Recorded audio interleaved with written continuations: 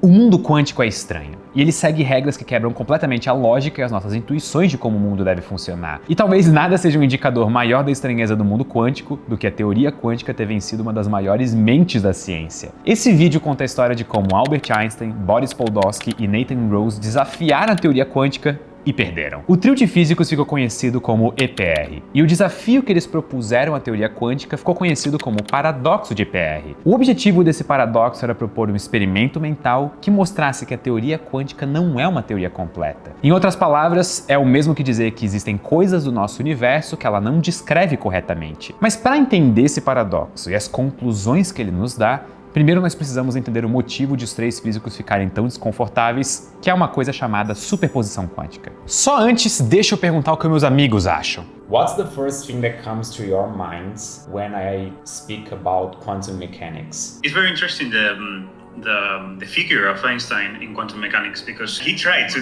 destroy quantum mechanics in every way he could, but he couldn't.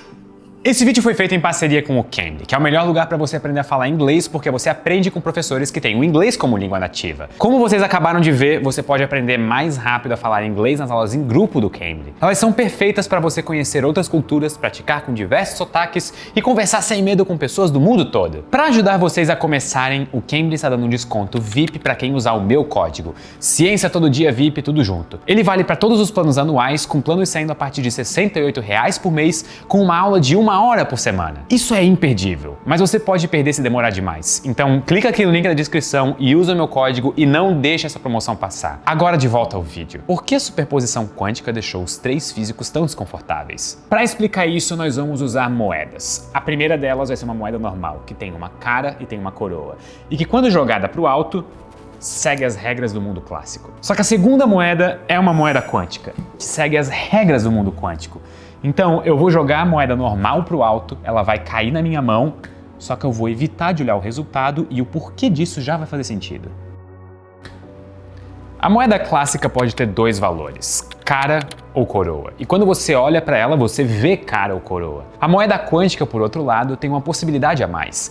Ela pode cair cara, coroa ou entrar no estado de superposição entre cara e coroa. A superposição é uma condição na qual a moeda não está em cara, ela não está em coroa, e ela não está em cara nem coroa ao mesmo tempo. Ela não está em cara ou coroa de forma alguma. Complicado? Sim. A superposição está completamente fora da lógica clássica. E se você acha isso estranho demais, parabéns, você está pensando exatamente como Albert Einstein. Para piorar, se você olhar para a moeda em superposição, você destrói a superposição. E o resultado é ou cara ou coroa, que é o que nós esperamos de uma moeda na vida real. Tudo que a superposição te diz é a probabilidade de você ver cara ou coroa. Por exemplo, a superposição pode ser 50% de você ver cara e 50% de ver coroa, ou 30% de chance do resultado ser cara, ou 1,345% de ser coroa. A superposição é uma coisa muito estranha que objetos quânticos podem fazer e que não pode ser observada diretamente. Olhar para a superposição destrói ela. O trio EPR desconfiava que essa superposição não existia de verdade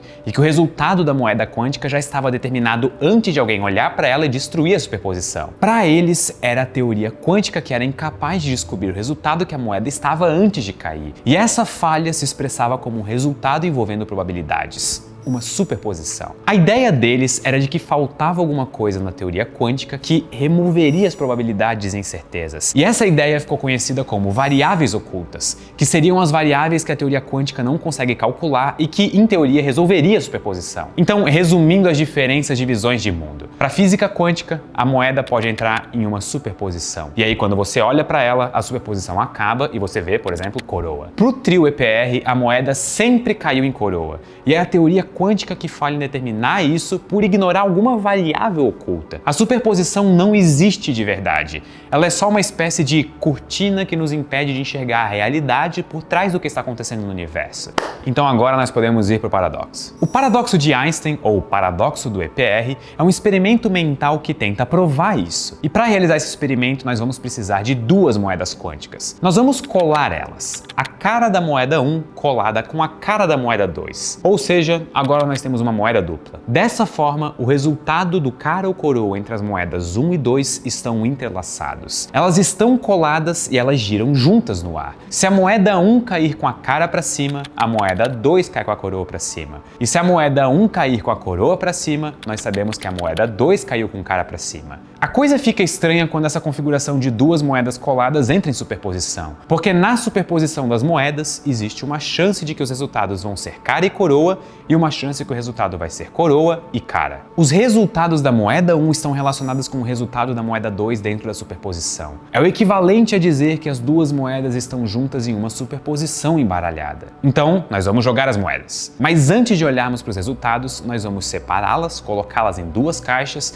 e mandar a moeda 2 para a galáxia de Andrômeda a milhões de anos-luz de distância. Se nós fizermos isso com cuidado, a superposição dos resultados se mantém. Isso quer dizer que os resultados finais do jogo de cara e coroa ainda estão relacionados. Se nós olharmos a moeda 1 e vemos cara, nós sabemos que a moeda 2 está em coroa. E se a moeda 1 estiver em coroa, nós sabemos que a moeda 2 está em cara. Olhando só para a moeda 1, nós determinamos como a moeda 2, que está em Andrômeda, caiu. Então nós vamos imaginar que a moeda 1 caiu em cara. Então nós sabemos com total certeza que a moeda 2 caiu em coroa. Mas em nenhum momento nós olhamos para a moeda 2. Nós descobrimos como ela se comportou baseado na relação da moeda 2 com a moeda 1 no entrelaçamento entre as duas. Aqui vale notar que a moeda 2 estava em superposição quântica, a condição de estados misturados que é destruída quando é observada diretamente e que só nos dá resultados probabilísticos normalmente. Mas usando a moeda 1 de referência, nós conseguimos ver o resultado da moeda 2 sem observar a moeda 2 diretamente. Ou seja, nós descobrimos o valor da moeda 2 sem destruir a superposição dela. Então a superposição não existe de fato. Ou pelo menos era isso que o trio do EPR acreditava. E isso levava a um paradoxo sobre a teoria quântica. Se nós descobrimos o resultado da jogada da moeda 2, apesar da superposição quântica,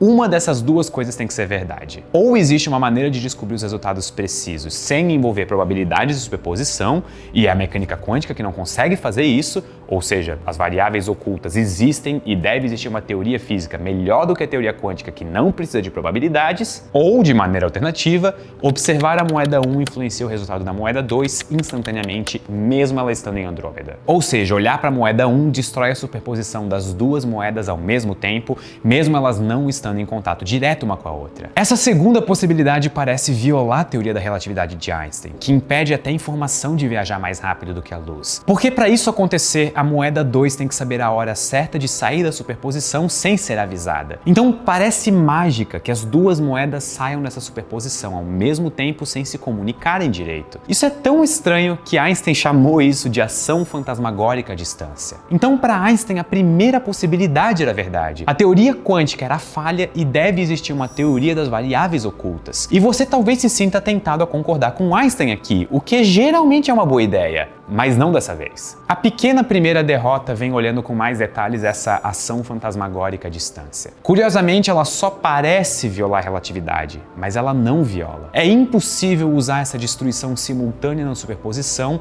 para transmitir informação mais rápido do que a luz, justamente porque é impossível observar a superposição diretamente, porque ela não carrega nenhuma informação. Mas a verdadeira derrota veio 30 anos depois, quase 10 anos depois de Einstein morrer. O físico John Stuart Bell conseguiu converter esse paradoxo de Einstein em um resultado matemático que poderia ser testado experimentalmente. Esse resultado, chamado de Teorema de Bell, permite testar se variáveis ocultas existem ou não. Bell achou uma quantidade matemática que tem valor diferente caso a ação fantasmagórica à distância existem do que se variáveis ocultas existirem. E eu vou chamar essa quantidade de média de Bell, que é basicamente um tipo de medida de correlação estatística. Se variáveis ocultas existem, o valor da média de Bell vai ser menor ou igual a 2. Se variáveis ocultas não existem e superposições podem ser destruídas à distância mais rápido do que a luz, a média de Bell vai ser maior do que 2. E todos os experimentos feitos até hoje provam que Einstein e os seus amigos do EPR estavam errados. Todos os experimentos medem a média de Bell como maior do que 2. Ou seja, variáveis ocultas não existem.